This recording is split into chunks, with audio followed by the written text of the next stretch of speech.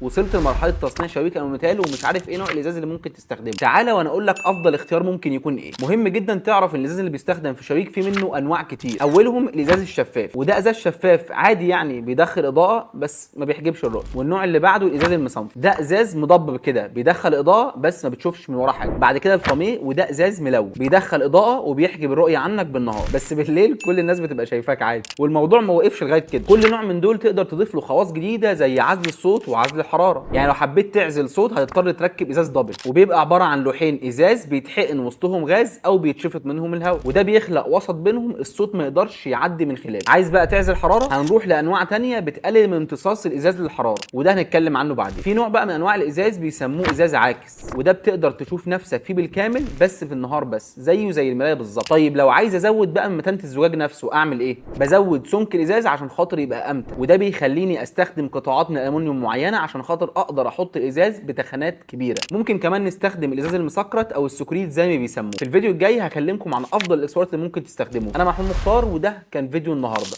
سلام.